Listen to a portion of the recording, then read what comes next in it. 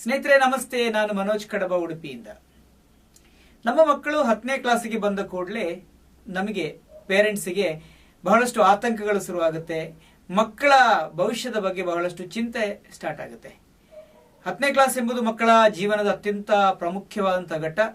ಈ ಘಟ್ಟದಲ್ಲಿ ಮಕ್ಕಳು ಹೆಚ್ಚು ಮಾರ್ಕ್ ತೆಗೆದುಕೊಳ್ಬೇಕು. ಹಾಗಾಗಿ ಅವರಿಗೆ ಆಟ ಇಲ್ಲ ಅಥವಾ ಡ್ಯಾನ್ಸ್ ಇಲ್ಲ, ಕರಾಟೆ ಇಲ್ಲ, ಅವರ ಯಾವ ಹವ್ಯಾಸಗಳಿಗೂ ಎಲ್ಲವನ್ನು ಕಟ್ ಮಾಡಿ ನೀವು ಓದಬೇಕು ಓದಬೇಕು ಓದಬೇಕು ಅಂತ ಹೇಳಿಕೊಂಡು ನಾವು ಪ್ರೆಷರ್ ಹಾಕುವಂತ ಒಂದು ಸಂದರ್ಭ.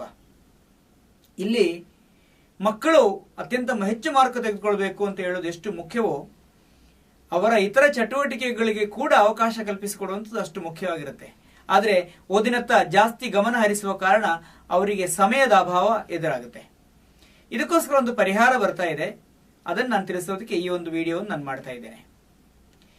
ಈ ಮಕ್ಕಳಿಗೆ ವಿಶೇಷವಾಗಿ ಕಷ್ಟ ಅಂತ ಅನಿಸುವಂತಹ ಸಬ್ಜೆಕ್ಟ್ ಅಂದ್ರೆ ಮ್ಯಾಥ್ಸ್ ಮತ್ತು ಸೈನ್ಸ್. ಎಷ್ಟೋ ಮಕ್ಕಳು ಮ್ಯಾಥ್ಸ್ ಮತ್ತು ಸೈನ್ಸ್ ಅನ್ನು ಕಬ್ಬಿಣದ ಕಡಲೆ ಅಂತ ಅಂದ್ಕೊಳ್ತಾರೆ.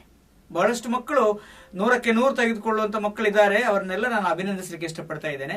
ಆದರೆ ತುಂಬಾ ಮಕ್ಕಳು ತುಂಬಾ ಕಡಿಮೆ ಮಾರ್ಕ್ ತೆಗೆದುಕೊಳ್ಳುವಂಥದ್ದು, ಅದಕ್ಕೋಸ್ಕರ ಟ್ಯೂಷನ್ ಮೊರೆ ಹೋಗುವಂಥದ್ದನ್ನೆಲ್ಲ ನಾವು ಕಾಣ್ತೇವೆ.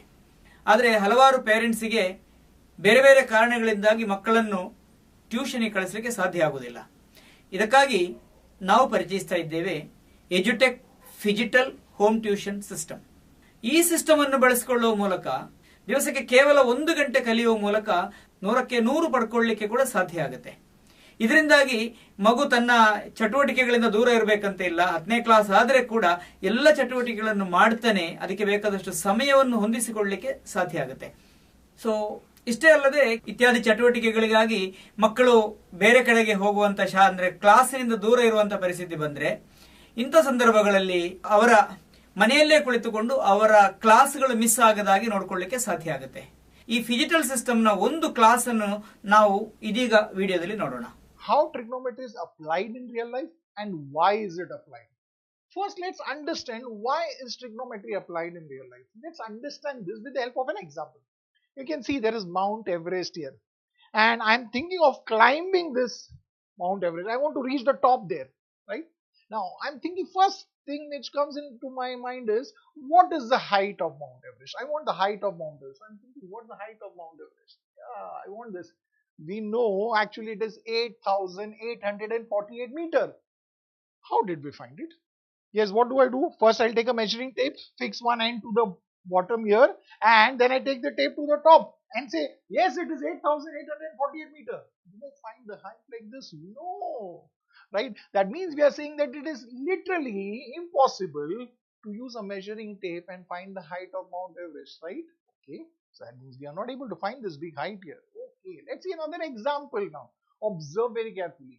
I am standing on the bank of a river and I want to cross this river. From this bank, I need to go to the other bank. The first thing I'm thinking is, what is the width of this river? Will I find the width the same way? I'll take a measuring tape, fix one end here.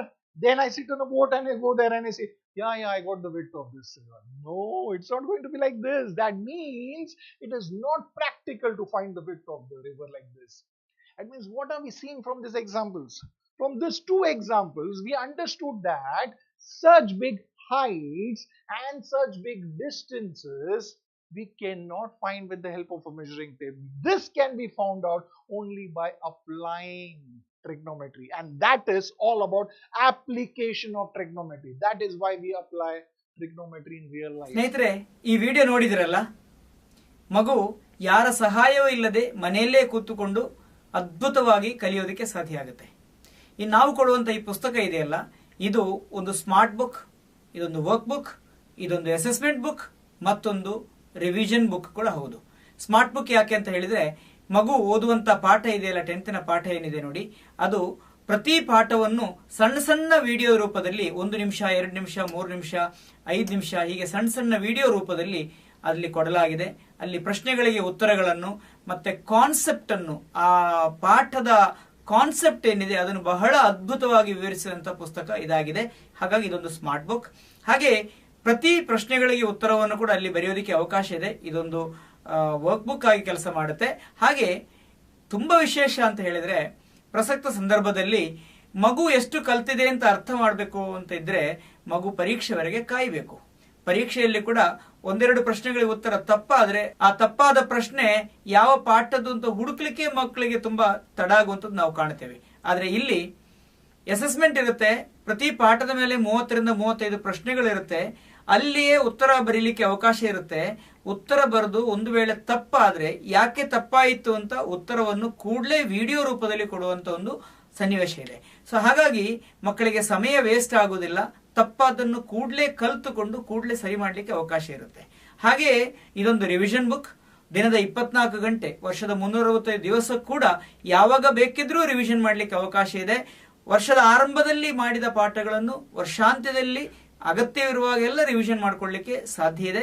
ಪರೀಕ್ಷೆಯ ಮೊದಲನೇ ದಿವಸ ಬೇಕಾದನ್ನು ಮಾತ್ರ, ಯಾವುದು confusion ಇದೆ, ಯಾವುದು ಮಕ್ಕಳಿಗೆ ಅರ್ಥ ಆಗಲಿಲ್ಲ ಅದನ್ನು ಮಾತ್ರ ರಿವಿಷನ್ ಮಾಡಿಕೊಳ್ಳಿಕ್ಕೆ ಕೂಡ ಅವಕಾಶ ಇದೆ. ಇದು ಕೇವಲ 10ನೇ ಕ್ಲಾಸಿಗೆ ಮಾತ್ರ ಅಲ್ಲ, 6ನೇ ಕ್ಲಾಸಿಂದ 10ನೇ ಕ್ಲಾಸ್ನವರೆಗೆ CBSE ಮತ್ತು ಕರ್ನಾಟಕ ಸ್ಟೇಟ್ ಬೋರ್ಡ್ ನಲ್ಲಿ ಓದ್ತಿರುವ ಎಲ್ಲಾ ಮಕ್ಕಳಿಗೆ ನಮ್ಮ ಪುಸ್ತಕ ಖಂಡಿತವಾಗಿಯೂ ಅವರ ಕಲಿಕೆಗೆ ಒಂದು ಅದ್ಭುತವಾದಂತಹ ಕೊಡುಗೆಯಾಗಿ ಕೆಲಸ ಮಾಡುತ್ತೆ. ಸ್ನೇಹಿತರೆ, ಮ್ಯಾಥ್ಸ್ ಮತ್ತು ಸೈನ್ಸ್ ಎರಡೂ ಸಬ್ಜೆಕ್ಟ್ಗಳಲ್ಲಿ ಫಿಜಿಟಲ್ ಪುಸ್ತಕಗಳು ನಿಮ್ಮ ಮಕ್ಕಳ ಅತ್ಯುನ್ನತವಾದಂತಹ ರಿಸಲ್ಟ್ಗೆ, ಮಾರ್ಕಿಗೆ ಲಭ್ಯ ಅಂತ ತಿಳಿಸ್ಲಿಕ್ಕೆ ಇಷ್ಟಪಡ್ತಾ ಇದ್ದೇನೆ. ಸೊ ಈ ಪುಸ್ತಕಗಳು ನಿಮಗೆ ಬೇಕು ಅಂತಿದ್ದಲ್ಲಿ, ನಿಮ್ಮ ಮಕ್ಕಳನ್ನು ಕೂಡ ಸ್ಮಾರ್ಟ್ ಆಗಿ ಕನ್ವರ್ಟ್ ಮಾಡಬೇಕು ಅಂತ ಇದ್ದಲ್ಲಿ ನೀವು ನಮ್ಮನ್ನು ನೇರವಾಗಿ ಸಂಪರ್ಕಿಸಬಹುದು, ನನಗೆ ಫೋನ್ ಮಾಡಬಹುದು, ಅಥವಾ ಕೆಳಗೆ ಕೊಟ್ಟಿರುವಂತ ನನ್ನ ತಂಡದ ಯಾವುದೇ ಸದಸ್ಯರನ್ನು ಕೂಡ ಫೋನ್ ಮಾಡಿದಲ್ಲಿ ನಿಮ್ಮ ಪುಸ್ತಕ ನಿಮ್ಮ ಮನೆಗೆ ಬರುವಂತೆ ನಾವು ವ್ಯವಸ್ಥೆ ಮಾಡ್ತೇವೆ ಅಂತ ಹೇಳ್ತಾ ನಾನು Manoj Kadaba signing out. Thank you so much.